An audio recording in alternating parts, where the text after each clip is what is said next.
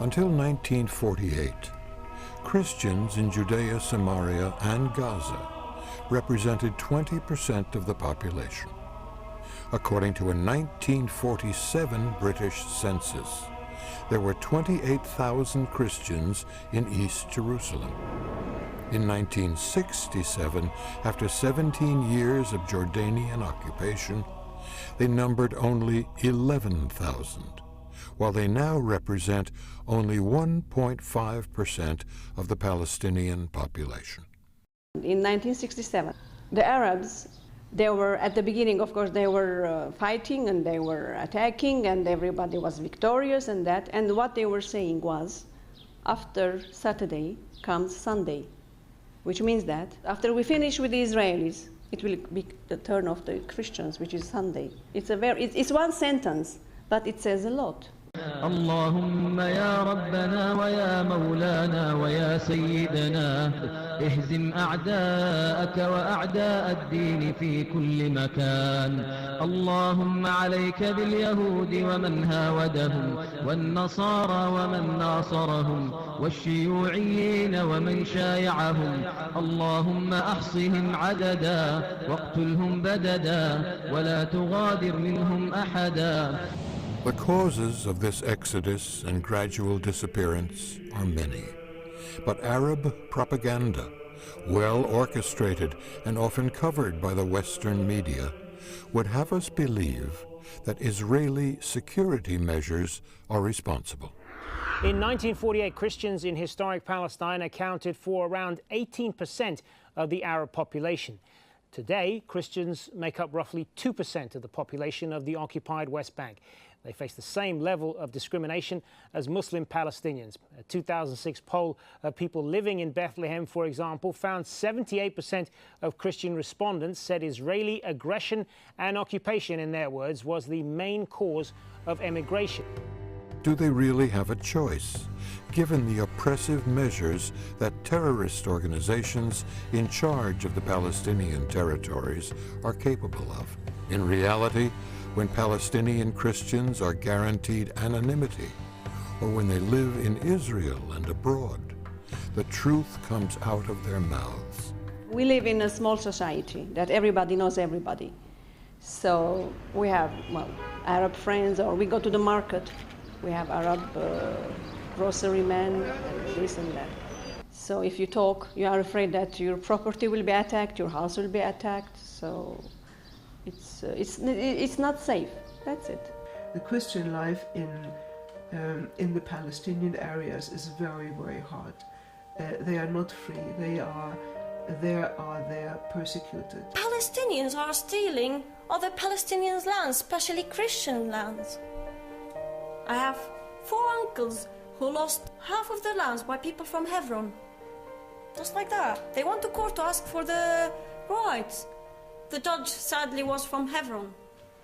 And he said, I can't wait to see the 4 of you dead in the fridges. A church in Jerusalem was ransacked by Muslims. It is a Living Bread church. We tried to, again, bring it to the attention of world media. Not one outlet has taken up this persecution. It was not just a persecution, the whole church was ransacked. The people inside the church and also the pastor, they were beaten up because Muslims were the perpetrator. Media hush up. Why is the world so obsessed with Palestinians? There are many theories about this, but I have a theory of my own. And I call it the theory of the inverted scapegoat. You see all over the world so many problems. You see wars in which hundreds of thousands of people are being killed and people are starving and all the rest. You can't do anything about most of these things. And so you find the inverted scapegoat is someone who you think, well, at least this problem we can solve. And then you pour all your efforts and money and everything else into solving that one little problem as an alternative to dealing with all the other problems in the world. So the Palestinians would be turned into an inverted scapegoat of this kind. They are the main ones. So while millions are dying or starving in Africa, all this money is poured onto the Palestinians. The real reasons for the decline of the Christian population under Muslim rule are of several kinds. First, the permanent harassment of which they are victims, repeated rapes, forced conversions, Palestinian laws based on Sharia. La situation dans les territoires palestiniens des chrétiens qui vivent, elle est semblable à celle dans les autres pays arabes. Les Palestiniens persécutent les chrétiens. Les chrétiens sont persécutés, mais une persécution silencieuse. Persecution has made our church stronger. I've been beaten up and shoved in trash cans just for some one simple reason, for discipling other young men who are from another faith. My father's been shot at 3 single separate times for one simple reason, carrying that cross and walking every day and professing Jesus Christ and Him alone. بروح اتعالج بالعيادة العسكرية بالشاطئ. اجا المسيحي، روح يا مسيحي، خلي الكنيسة تعالجك. ايوه نعم. هتعب. رايد من الشرطة بالزي العسكري. باني غسالة $100. غشني مخراج. غشني نصب عليا. ما صلحهاش. ايوه نعم ما صلحهاش.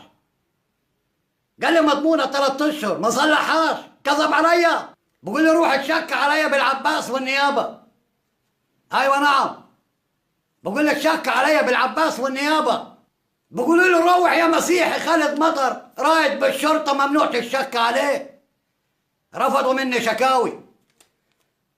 ما رضيوش يستجيبوا مني شكاوي بالمرة. The world has been shocked by the brutality of the Islamic State terror militia, especially as it has targeted the ancient Christian communities of Iraq and Syria. These radical jihadists have swept into Christian towns and villages and committed horrible atrocities. Christian men, women, and children have been hung, beheaded, and even crucified. And without someone coming to their rescue, they feel more and more abandoned. But to really understand the enormity of this ongoing tragedy, we need to go back to the birth of the Christian faith here in this region 2,000 years ago. And that story, of course, begins here in Jerusalem, where Jesus was crucified, buried, and resurrected, and here on Mount Zion in the upper room where the church was born in fire on the day of Pentecost. Christians had been present in the Middle East for 2 millennia. After the Islamic conquest of 638, they, like the Jews, were subjected to the laws of dimitude, a status that made them third-class citizens with very limited rights and forced them to pay a racist tax reserved for non-Muslims called jizya. Dhimmi, c'est une personne qui n'est pas musulmane, qui doit, pour survivre dans un pays arabe musulman, pour ne pas être tuée, il faut qu'elle paye des taxes. Ce taxe-là, il s'appelle jizya. Et les chrétiens ont été demandés pour payer le jizya. Ça nous rappelle Daesh, il y a quelques années, et en Irak et en Syrie, qui ont aussi à leur tour réclamé la jizya du chrétien qui habitait en Irak et en Syrie. Maintenant, ces Palestiniens, ils ont demandé la jizya pour terroriser les chrétiens, pour leur dire « ce n'est pas votre pays ». My uncle was one of these Christians in Bethlehem community who had to pay this money. But sadly, after a while, him and other Christians started seeing these people who called themselves freedom fighters. I call them mafia. They used to stand next to Christian houses, shoot and launch rockets at Israel and run so that the response would come mainly upon Christian houses. So what my uncle done was to decide to stop giving them money. They accused him for being a traitor. They put him in jail. They had no evidence against him. They had to let him out of jail. But after a few days, They shot him in his heart in front of his house and killed him. The status continued under the Ottoman Empire and is at the origin of the terrible conditions in which they live today.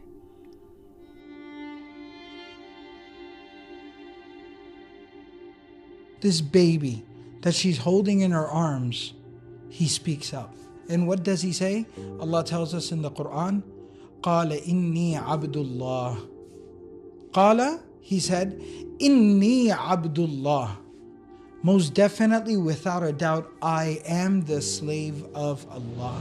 Jesus Christ was Jewish and he spoke Aramaic language, the language from the Talmud. Islam doesn't want to replace only 14 million Jews and not only to replace, I don't know, 1 billion Christians, but all of the world is Islam. Open Doors, a humanitarian association specializing in the defense of Christian rights, positions the persecution of non-Muslim Palestinians at a high level. علمت الدنيا بأن المسلم بسم الله لا يقهر. يتحدوننا بالبيت الأبيض ونتحداهم بالصحوة والحجر الأسود. هم ليسوا أقوى من كسرى وقيصر، بل هم أدنى وأصغر وأجبن وأحقر. هم أشلاء من الصليبيين وخيبر. On the 25th of April this year, residents of the Christian village of Jifna, near Ramallah, were attacked after a young woman filed a complaint against the son of a Fatah leader for fraud. Dozens of armed men ransacked the village. The Palestinian Authority has been careful not to intervene. On May 13th, vandals broke into a church in the Maronite community of Bethlehem and desecrated it.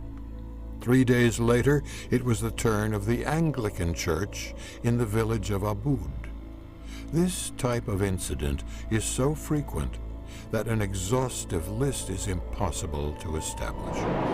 Muslims converted to Christianity are subjected to the worst anti-Christian abuses, and mere membership in a local church puts them at risk.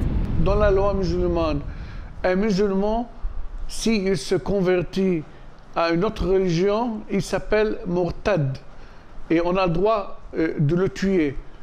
C'est-à-dire, le fait de se convertir à une autre religion, c'est très délicat et c'est très dangereux. And can get sued by anyone in the Sharia courts and put in jail.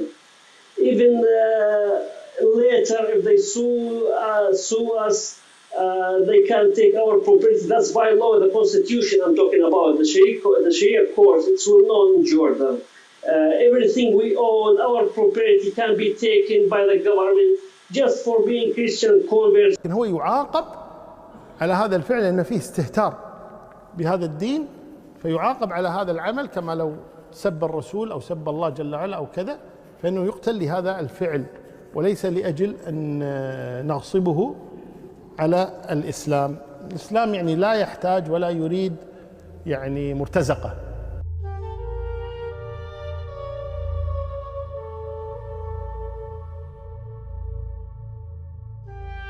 At the same time, the number of Christians living in Israel has increased from 34,000 in 1949 to 157,000 today.